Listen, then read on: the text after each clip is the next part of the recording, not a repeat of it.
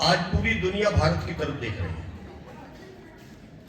कभी ये देश बहुत गरीब देशों की श्रेणी में था, समस्याओं से सबसे ज्यादा उलझा हुआ देश अगर दुनिया में कोई था तो भारत था। लेकिन आज वही देश दुनिया को दिशा दे रहा है। देश की अर्थव्यवस्था, हमारे देश कितनी मजबूत हो रही है 2014 से लेकर के आज 24 में। 5वें नंबर 11वें नंबर में थे हम लोग, 5वें में आ गए और अब 3रे नंबर में पहुंच रहे हैं। दुनिया के अंदर अकेला भारत ही ऐसा देश है जो गरीब कल्याण की इतनी बड़ी बड़ी योजनाएं चला रहा।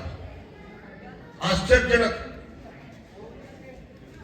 80 करोड़ लोगों को मुफ्त में अनाज देने वाले अगर दुनिया का कोई देश है तो भारत है। और वो भी 1 साल से नहीं, पिछले 5 साल से, और आने वाले 5 वर्षों में चलता रहेगा। लोगों को लग रहा होगा ऐसा क्यों कर रहे हैं। प्रधानमंत्री नरेंद्र मोदी जी का सोचना है कि वो इसलिए हम कर रहे हैं कि गरीब को सबसे पहले अपनी रोटी की चिंता होती थी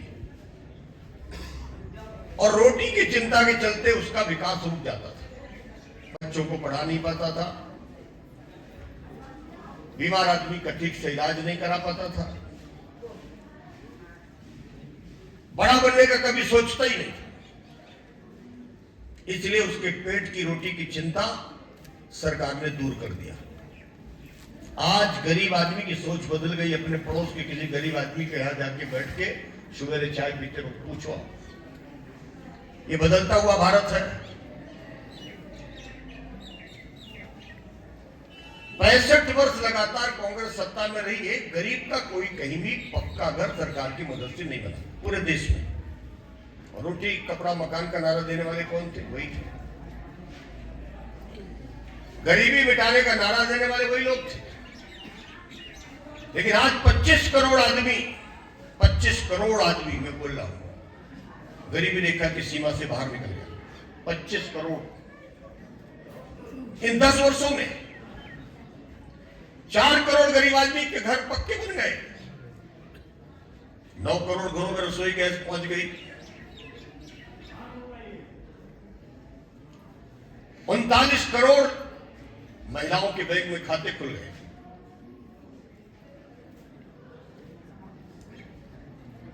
11 करोड़ किसानों के खातों में सीधा पैसा पहुंचा। 11 करोड़। 50 करोड़ से ज्यादा लोगों को आयुष्मान का 5 लाख का आयुष्मान का कार्ड पहुंच गया। और अब 70 साल की उम्र वालों को सबको पहुंच गया। अब 70 साल से अधिक उम्र वाले को भी चिंता करने की जरूरत नहीं है।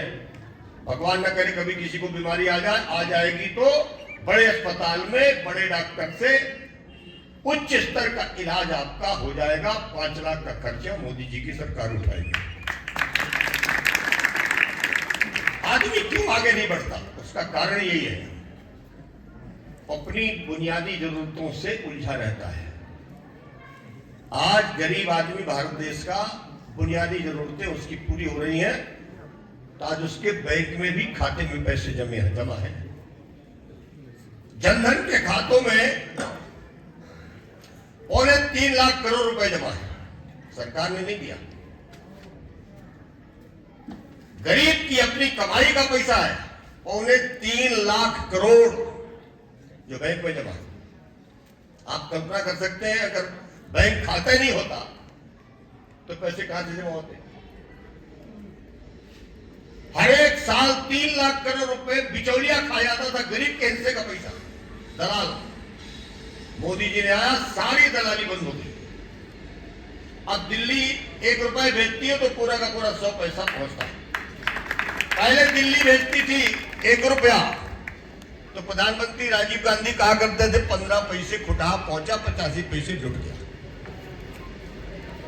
देश कैसे आगे बढ़ेगा? आज देश के अंदर पूरब से पश्चिम, उत्तर से दक्षिण, किसी भी इलाके में जाइए। मैं अभी बॉर्डर गया था, वो नदी देखने गया था। जिस नदी का इतना शुद्ध जल है, 10 फीट नीचे तक एक एक कंकड़ दिख रहे थे। मैं नाव से जा रहा था, कंकड़ दिख रहे थे। वो भारत की नदी है।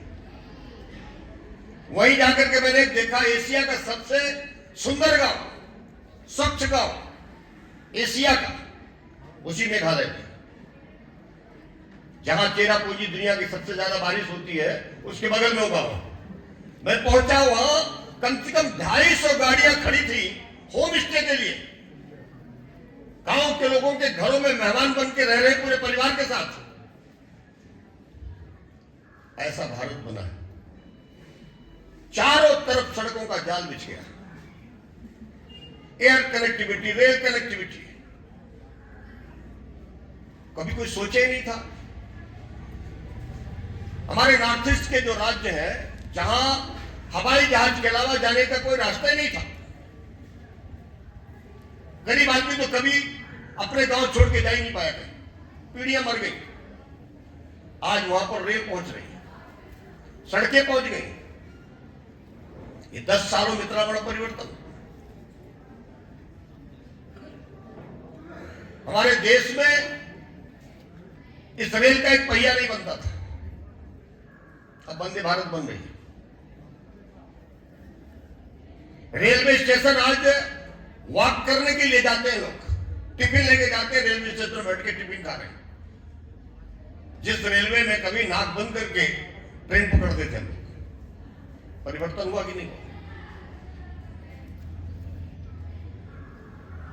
आज जम्मू कश्मीर में धारा 370 हटी, 2-2 करोड़ लोग वहां पर यात्रा में जा रहे हैं, 2-2 करोड़। अभी कुंभ शुरू हो रहा है 13 तारीख से। ऐसा कुंभ का स्थान बनाया इस बार, दुनिया के लोग देखकर के हैरान हैं। सारी सुविधाओं से युक्त कुंभ का स्थल बनाया गया। उस कुंभ स्थल को पूरा एक जिला बना दिया। हेलीकॉप्टर से अब जाएंगे लोग स्नान करने। ये कल्पनाएं जो थी लोगों के मन में, आज उसको जमीन में उतारने का काम हुआ है। सरकारें वही थी, पर मन में कल्पना नहीं थी। मोदी जी आए तो देश की तस्वीर बदल दिया। आज भारत दुनिया का वो देश बन गया है कि अमेरिका की धरती में भी भारत माता की जयकारे लग रहे हैं। लग रहे हैं कि नहीं लग रहे हैं, बताओ। इंग्लैंड की धरती, जहां के लोगों ने 200 वर्ष हमारे यहां राज किया, आज वहां पर हनुमान चालीसा पढ़ा जाए।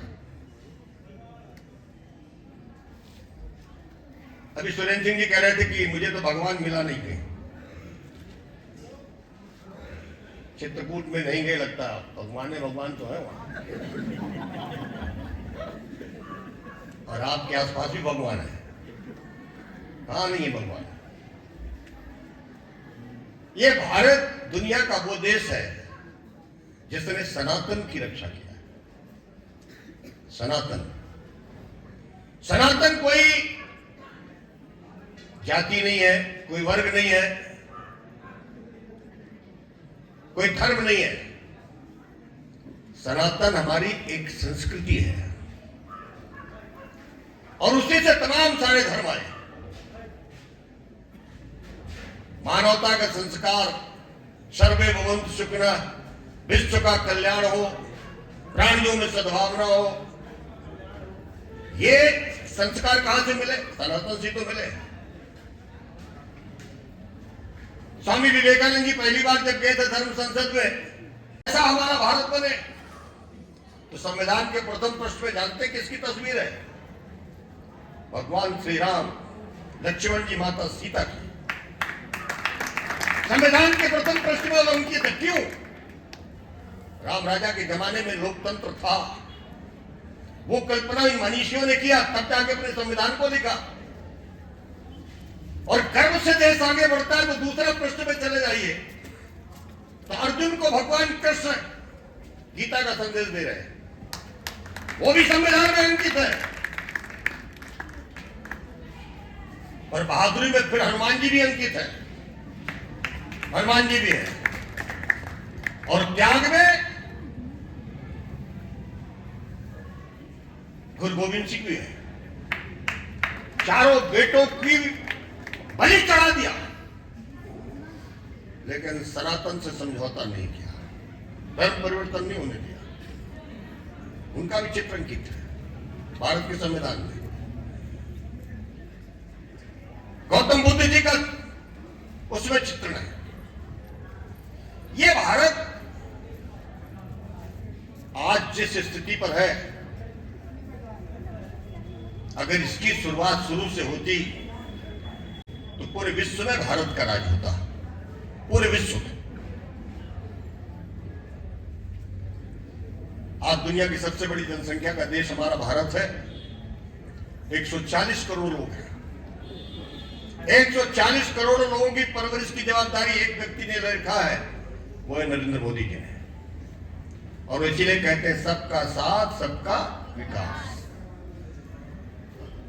और सबका विश्वास। सबका साथ सबका विकास, फिर सबका विश्वास, और फिर अंत में चौथा शब्द है सबका प्रयास। सारे लोगों के प्रयास से भारत दुनिया का फिर से ताकतवर देश बनने जा रहा है। 2047 में जब हमारा देश अपनी आजादी का 100 वर्ष मना रहा होगा, तब हमारा देश पूर्ण विकसित देश बन चुका होगा। इस संकल्प को लेकर के यात्रा निकली है और उसी संकल्प में कोटहा का ये ब्रिज भी बन रहा है, उसी संकल्प का हिस्सा।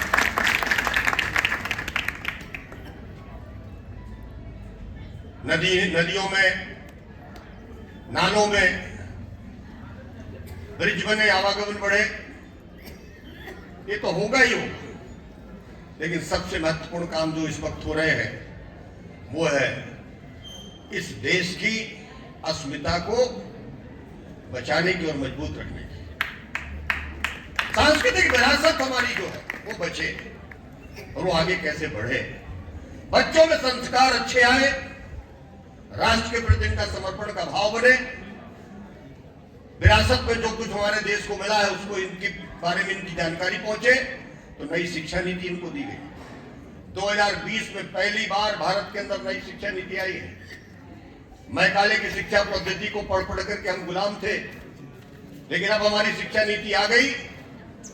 अब एक ऐसा राष्ट्र बनेगा जो दुनिया का नेतृत्व करेगा और उस दिशा में आज देश आगे बढ़ रहा है। हमारी मंत्री, नगरीय प्रशासन मंत्री करा रहे हैं। कल एक बैठक हम लोग कर रहे हैं 12 तारीख को। और इसी तरह से सड़कों का जाल बिछा रहे हैं, राष्ट्रीय राजमार्गों का जाल बिछा रहे हैं। ये जो कुलकड़िया रोड है इसको भी ले रहे हैं, चिंता मत करिए। जयद्वारा का बाईपास भी बनाएंगे और जो सुंदरा से लेकर के बिरसिंहपुर सिमरिया वाला जो रोड था उसको भी अब रिन्यूअल में ले रहे हैं। पहाड़ी खेरा का हो चुका है। सतना से चित्रकूट का 4 लेन का भी डीपीआर बनना शुरू हो गया है, वो भी बनाएंगे। सिंचाई के पानी की भी चर्चा सुरेंद्र सिंह जी कर रहे थे। चित्रकूट एक दुर्गम क्षेत्र है। बरगी का पानी, वाटसागर का पानी कहां कहां पहुंचेगा, कितना पहुंचेगा, इसमें बहस करने की जरूरत नहीं है। लेकिन इसके अलावा जो हमारे प्राकृतिक संसाधन है उनको कैसे और हम ठीक कर सके, कैसे नए डैम बना सके, बरसात के पानी को रोक सके, उस दिशा में भी हम लोग काम कर रहे हैं। आने वाले समय में चित्रकूट विधानसभा क्षेत्र एक आदर्श विधानसभा बने, इस दिशा में काम हम लोगों ने प्रारंभ किया है। आप सबका आशीर्वाद, आप सबका सहयोग, आप सबका समर्थन मिलता रहे, इतना विश्वास दिलाते हैं। भारतीय जनता पार्टी का जो एक संकल्प है, उस संकल्प के साथ हम पूरी तरह से वचनबद्ध हैं। राजनीति के सभी मानदंडों को भारतीय जनता पार्टी अपने जीवन पर उतार रही है और उस मानदंड के को ध्यान में रख करके हम लोग आगे बढ़ रहे हैं। संगठन के भी लोगों से मेरी अपील है कि सबका साथ सबका विकास ये सिर्फ व्यक्ति के लिए नहीं है, ये सबके लिए है। किसी से कोई भेदभाव नहीं, किसी से कोई पक्षपात नहीं। सबके लिए दरवाजे खुले रखें और सबको साथ लेकर के आगे बढ़े। महाविद्यालय की कुछ बेटियां आई थी ये विद्यालय की, और भवन जीर्ण शीर्ण हो गया है। विधायक जी इसको भी सीएम राज में लेना चाहिए। कहा हायर सेकेंडरी स्कूल को भी सीएम राइज में लिया जाएगा, ठीक है। लेकिन इसके लिए हमें जमीन देनी पड़ी। आप जमीन है, कैंपस बनाना पड़ेगा, बात तो ठीक है। ये मेरी तरफ से प्रस्तावित होगा, विधायक जी की तरफ से भी प्रस्तावित होगा, इसको करेंगे बेहतर क्या कर लो। और अभी तत्काल की कोई अगर जरूरत है तो उसके लिए कुछ फंड की आवश्यकता होगी तो वो भी करेंगे। बहुत बहुत धन्यवाद।